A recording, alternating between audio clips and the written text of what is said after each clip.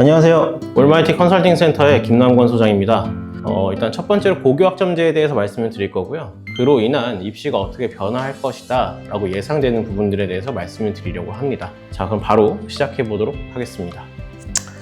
고등교육과정의 변화입니다. 일단 첫 번째로 고교 학점제가 시작이 되죠. 일단 이 고교 학점제는 학생들의 자율성을 높여주고 본인들이 선택한 과목을 수강할 수 있도록 하는 제도인데요. 이 제도는 일단은 졸업 기준이라는 게 존재하는데요. 졸업 기준은 192학점 이상이 졸업 기준입니다. 그래서 192학점 이상에 들어야만 졸업을 할 수 있고, 그게 되지 않으면 졸업을 하지 못합니다. 그래서 일단 이 졸업을 하려면 우리가 성취도라는 것을 받게 되는데 A, B, C, D, E, I까지의 성취도 수준을 평가받게 되고요. I라는 점수를 받게 되면 이제 우리가 미이수가 되기 때문에 이건 재수강을 해야 하는 상황이 발생이 됩니다. 현장에서는 현재 이 미이수 학생들을 얼만큼 만들어낼 것인가에 대한 고민을 많이 하고 계신 것 같아요. 제가 들여다보기로는 아무래도 이 미이수 학생들이 생기면 학교 입장에서는 일을 여러 번 해야 되는 일이 생길 수 있기 때문에 최대한 안 만들려고 하지 않을까라는 생각이 많이 듭니다. 그래서 최근에 학교들의 움직임을 보면 수행평가 비중이 굉장히 늘어나고 있습니다. 이와 관련된 얘기는 뒤에서 다시 한번 할 거고요. 다음으로 넘어가서요. 자, 내신체제의 변화를 말씀을 좀 드려볼게요. 내신체제의 변화는 일단은 현재 9등급제에서 5등급제로 변화가 됩니다. 1등급 4%, 2등급이 7% 해서 총 11%, 그 다음에 3등급 11% 해서 이 친구들까지 다 합치면은 22% 뭐 이렇게 갔었는데 이 등급이 지금 1등급 10%, 2등급은 24%까지 확정이 됐고요. 그 다음에 32%까지 3등급이 되는데 실질적인 3등급은 6등급 앞 단위까지 들어가게 되죠. 그래서 이 등급제의 변화가 굉장히 크다 하는 거고요. 그래서 사실 내신 체제에서는 5등급제가 되면 우리 학생들이 대부분 1등급을 목표로 할 것이라고 생각이 듭니다. 이 5등급제의 변화로 인해서 생길 수 있는 건 우리 학생들의 학업적인 부담이 조금 줄어들 수도 있다. 1등급 4%를 이내로 들어가야 하는 이 부담에서는 좀 더 덜어질 수 있다고 보여지고요. 그래서 이 내신체제의 변화 눈여겨보시고 제가 생각하기로는 이 5등급제에서는 3등급부터는 학생부 종합전형이 쉽지 않을 수 있습니다. 그래서 이 부분 유념하시고요. 자, 다음 넘어가서요. 자, 이제 우리에게 주어지는 것들도 다릅니다. 그 전에는 표준 편차까지 모든 걸 다 줬다라고 하면 이제는 성적 제공 방식이 바뀌어서요. 보통 교과에서는 원점수와 함께 성취도 그리고 5등급이라는 등급을 알려주고요. 그 다음에 조금 바뀐 건 분포 비율까지 다 넣어주고 평균과 수강자 수까지만 줍니다. 표준 편차가 사라졌다는 거죠. 사실 이전까지 이 대학에서는 이 표준 편차는 좀 중요한 지표였어요. 왜냐하면 이 표준 편차를 활용하면 과목 평균과 표준 편차 그리고 학생의 점수를 가지고 수강자 수까지 대입을 한다면 이 학생의 위치를 알 수 있었습니다. 정확하게 몇 등을 하고 있는 학생인지 우리가 파악을 할 수 있었다라는 건데 이제 표준 편차가 사라지면서 이게 조금 힘들어졌다라는 거죠. 그 다음에 사회과학 융합 선택 과목은 원점수와 성취도만 줍니다. 그리고 분포 비율, 과목 평균, 수강자 수까지 주고요. 체육, 예술, 과학 탐구 실험 같은 경우에는 A, B, C로 가고요. 교양은 패스 페일로 가는 거고요. 전문 교과는 똑같이 5등급으로 나뉘고요. A, B, C, D, E. 그리고 성취도가 5개 단위로 나뉘면서 성취도, 분포 비율, 그다음에 과목 평균, 수강자 수까지 다 제공하게 됩니다. 자, 그럼 이제 여기서 우리가 좀 눈여겨봐야 됩니다. 그럼 대학들은 앞으로 어떤 걸 중요하게 볼 것이냐 라는 건데 이건 좀 이따 뒤에서 한번 다시 또 말씀을 드릴 거고요. 자, 다음 넘어가서요. 예시를 한번 볼게요. 이전까지는 이렇게 과목이 주어지고요. 단위수, 원점수, 평균, 표준 편차 주고요. 성취도와 수강자 수까지 그리고 석차 등급을 줬습니다.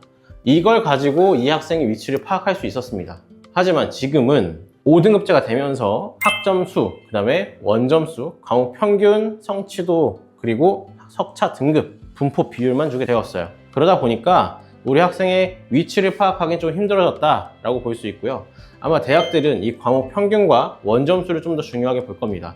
제가 아까 앞에서 이전에 표준 편차를 중요하게 봤다라고 한다면 이제는 이 원점수를 대학들은 활용하려고 들 거라고 보여져요. 이 원점수에 대한 활용은 제가 이따 뒤에서 한번 또 말씀을 드릴 건데요. 새로운 평가 방식이 분명히 나올 겁니다. 앞으로 교과 전형이나 학생부 종합 전형에서도 이 원점수를 좀 더 활용해서 아이들을 평가하려고 노력할 것 같습니다. 자, 그럼 이어서 일단 또 우리 수능 개편안에 대해서 좀 얘기를 할 겁니다. 며칠 전에 이제 2025학년도 수능이 치러졌죠.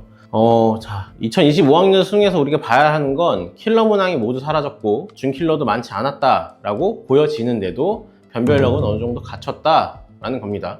사실 시험이 어렵지 않다라는 기사들이 많았지만 제가 봤을 때는 아이들이 충분히 어렵게 느낄 만한 요소들이 많았습니다. 근데 그 시험을 봤을 때 저는 이렇게 생각했습니다. 2028년도 수능도 충분히 변별력을 가질 수 있다. 왜냐면 시험 범위가 크게 다르지 않을 것 같습니다. 공통, 국어, 화법과 언어, 그리고 독서와 작문, 문학. 지금 국어 범위와 거의 흡사하죠. 모든 과목이 다 합쳐졌다고 보여지고요. 수학 같은 경우에는 선택 과목이 사라져서 대수, 미적분, 원, 확률과 통계인데 이건 현재 수원과 수투, 그리고 확률과 통계가 합쳐졌다고 보여지는데요. 올해 공통 과목 수학에서는 변별력 있는 문항이 아주 많았다고는 할 수 없지만 없었다고도 할 수 없습니다. 그래서 충분히 어렵게 낼 수 있지 않을까라는 생각이 들고요. 영어, 한국사는 어차피 절대평가라서 현재 난이도를 유지해서 갈 것으로 보입니다. 그 다음 얘기해야 되는 게 이 사회과학인데요. 이제 이걸 공통으로 보다 보니까 통합사회, 통합과학. 사실 부모님들이 많이 물어보십니다. 통합사회와 통합과학을 얼마나 깊이 있게 공부를 해야 됩니까, 선생님? 하고 물어보시는데 일단 예시문항을 봤을 때는 상당히 쉽게 출제가 된 걸 볼 수 있는데요. 어디까지나 예시문항이라서 좀 쉽게 출제한 것이지 제가 봤을 때는 실제 시험에서는 마냥 쉽게 내진 않을 겁니다. 왜냐면 너무 그렇게 된다면 변별력이 사라지기 때문에 대학들에서 그냥 이 수능을 가지고 학생들이 뽑기가 부담스러워질 것으로 보이기 때문에 어느 정도의 변별력을 갖춘 난이도로 낼 것으로 보여서 통합사회와 통합과학에 대해서는 어느 정도 깊이 있게 우리가 공부를 해야 한다. 중상 난이도까지는 충분히 공부를 해줘야 할 것으로 보입니다. 그리고 다음 넘어가면요. 이제 추가 검토 사안이었던 이 선택 과목에 대해서는 사라지게 되었고요. 제2외국어는 그대로 존재합니다. 이게 수능 개편안입니다. 자, 이어서 이제 입시의 변화에 대해서 얘기를 할 겁니다. 자, 최근에 저는 많은 이제 유튜브에서의 강연들도 보고 실제 많이 올라오는 글들도 보는데 어떤 분들은 이제 교과 전형이 많이 줄어들 것이다, 또는 학생부 종합 전형이 약화될 것이다, 뭐 이런 얘기들을 많이 하시는데 저는 개인적으로 이 공정성 강화 방안에만 보더라도 수능 위주 전형을 40% 이상 유지하라는 얘기도 있고요. 실제로 논술위주 전형을 폐지하라고 했지만 논술위주는 올해는 또 증가를 했거든요. 그래서 교과 전형이 줄어들 것 같진 않다라는 생각이 저는 많이 듭니다. 왜냐하면 교과 전형에다가 최저 등급을 걸기 시작하면 이 또한 수능 위주 전형이 되기 때문에 제가 봤을 때는 수능 위주 전형들 충분히 더 유지할 가능성이 높습니다. 그리고 교과 전형 줄어든다기보다는 유지할 가능성이 높아 보이고요. 그리고 학생부 종합 전형도 제가 봤을 때는 현재 상태를 유지할 가능성이 높아 보입니다. 왜냐하면 최근까지는 학생부 종합 전형에서도 활동보다는 약간 성적을 더 보려고 하는 느낌이 있었는데 다시 활동 위주로 가려 하지 않을까라는 생각도 좀 듭니다. 그래서 이 내용을 보여드리는 이유는 이 공정성 강화 방안이라는 게 있기 때문에 마음대로 대학에서 교과 전형을 줄이거나 하진 못할 것이다 라는 게 저의 생각입니다. 교과 전형의 변화를 좀 볼 건데요. 현재 이 위에 건축학부와 영어 영문학과는 한양대학교의 작년 입결을 가져온 거고요. 인문대학과 AI학과는 중앙대학교의 입결을 가져온 거예요. 한양대학교의 입결은 최저 등급이 없는 상태이고요. 인문대학과 AI학과 중앙대는요, 최저 등급이 있는 상태입니다. 이 학교들이 현재 50%컷과 70%컷이 이렇게 1점대로 유지가 되고 있는데 이게 교과가 5등급제로 변경이 되고 나면 이런 형태의 합격 컷이 형성이 될 겁니다. 전부 1.0이 되겠죠. 네. 그래서 사실은 어느 정도까지 이렇게 1.0으로 유지가 될 것이냐 라고 본다면 저는 건대 정도까지는 합격 컷이 대부분 1.0이 되지 않겠는가, 교과 전형에서 그런 생각도 해봤습니다. 학점제 이전에는 교과 성적 100에 최저 등급이 없거나 교과 성적 100에 최저 등급을 적용했다면 학점제 이후에는 교과 성적 100%에 또는 교과 성적과 서류를 합친 비율에 최저학력 기준을 적용하는 학교들이 대부분으로 나타날 것으로 보입니다. 왜냐하면 올해부터 최저 등급이 없었던 한양대학교도 최저 등급을 적용하고요. 내년부터는 이화여대도 최저 등급을 적용하겠다라고 얘기를 하고 있기 때문에 대부분의 대학이 이제는 최저 등급을 적용할 것으로 보입니다. 그런데 과연 교과 성적을 그대로 적용할 것이냐 라고 물어보신다면 저는 아니라고 봅니다. 그럼 어떻게 적용할까요? 제가 생각한 내신을 한번 보여드릴게요. 새로운 내신 체계, 그냥 이건 제가 생각해 본 겁니다. 환산 점수를 이렇게 100점부터 2점씩 깎아 내려가는 형태로 만들었습니다. 그리고 등급과 성취도를 같이 놓고 평가를 할 거고요. 이걸 어떻게 평가할 것이냐? 이렇게 평가할 거예요. 등급과 성취도가 같이 표기되는 경우에는 등급 플러스 원점수를 우선 평가하는 겁니다. 등급 안에서도 원점수가 높은 친구에게 점수를 더 주는 거죠. 이게 학교마다 어떻게 점수를 받아서 등급이 형성될지는 알 수 없기 때문에 원점수가 높은 아이들을 더 우수한 학생으로 볼 가능성이 더 높다라고 보여지고요. 그리고 등급이 나오지 않고 성취도와 원점수만 평가가 가능한 아이들은 이렇게 성취도 플러스 원점수를 가지고 평가를 할 겁니다. 자, 그럼 다음엔 교과 전형 변화에 대해서 좀 요약해 볼게요. 내신 체계가 변화해도 어쨌든 교과 전형에서의 변별은 충분히 가능합니다. 점수 환산 체계의 변화와 서류 도입을 통해서 충분히 변별이 가능합니다. 이미 현재도 교과 성적과 서류를 같이 보는 학교들은 굉장히 많아요. 예를 들면 경희대학교도 있고요, 건국대학교도 있고요, 동국대학교도 있어요. 그 중에 최저등급까지 걸고 있는 학교들도 있어요. 경희대학교죠. 이런 학교들은 이미 여러 가지 시도를 통해서 대비를 하고 있다고 좀 보여집니다. 근데 이때 여기서 또 하나 질문하시는 분들이 있어요. 면접을 보지 않을까요, 선생님? 하시는 분들이 있는데, 저는 교과 전형에서까지 면접을 보게 되면 부담이 매우 클 것으로 보여져요. 학생부 종합전형에서 보는 면접만 해도 학교에선 이미 부담이 꽤나 큽니다. 이 면접을 본다는 건 어쨌든 준비해야 되는 것도 많고요, 학교 자체적으로 하루 쉬어야 되는 것도 있고요, 여러 가지 애로사항들이 많기 때문에 대학에서 면접까지 추가하지는 않지 않을까라는 생각이 듭니다. 제가 봤을 때는 최저등급 플러스 교과와 서류를 합칠 가능성이 높아요. 그래서 이때 서류가 합쳐지는 순간 여기서 또 활동이 어느 정도 들어가겠죠. 그렇기 때문에 우리가 교과전형에서 변한 이 정도 볼 수 있을 것 같고요.